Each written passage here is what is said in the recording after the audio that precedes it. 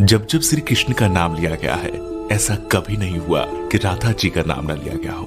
श्री कृष्ण को अमूमन भक्त राधे कृष्ण कहकर पुकारते हैं, क्योंकि यह दो शब्द, ये दो नाम सिर्फ एक दूसरे के लिए बने हैं और इन्हें कोई अलग नहीं कर सकता।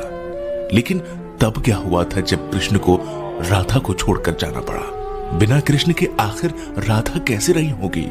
ये सवाल ही मन में व्याकुलता पैदा कर देता है। आज हम राधा के जीवन के वो पन्ने पलटने जा रहे हैं जिसके बारे में हम में से ज्यादातर लोगों को कुछ नहीं पता होगा।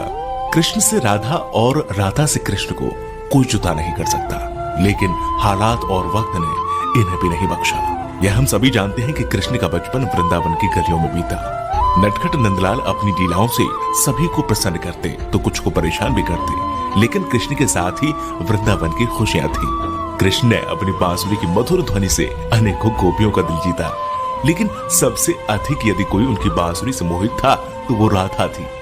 लेकिन राधा से कहीं ज्यादा प्यार कृष्ण उन्हें करते थे। राधा कृष्ण से उम्र में 5 वर्ष बड़ी थी, लेकिन फिर भी इस बात का फर्क न कृष्ण को पड़ा और न ही राधा को। राधा वृंदावन से कुछ ही दूरी पर रैपल्ली नामक गांव में रहती थी, लेकिन रोजाना कृष्ण की मधुर बांसुरी की आवाज से वो खिंची चली आती थी। कृष्ण का जीवन भी साधारण नहीं था। धीरे धीरे वह समय निकट आ रहा था जब कृष्ण को वृंदावन छोड़कर मथुरा जाना था।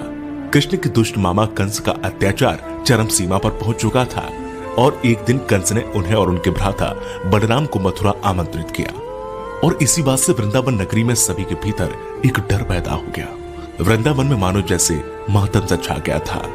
मां यशोदा तो परेशान थी क्योंकि उनका दिल का टुकड़ा उनसे दूर जा रहा था, लेकिन कृष्ण की गोपियां भी कुछ कम उदास नहीं थी।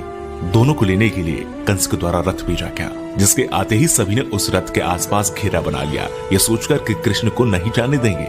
उधर कृष्ण को राधा की चिंता सताने लगी थी और वे सोचने लगे थे कि जाने से पहले एक बार राधा से मिल ले।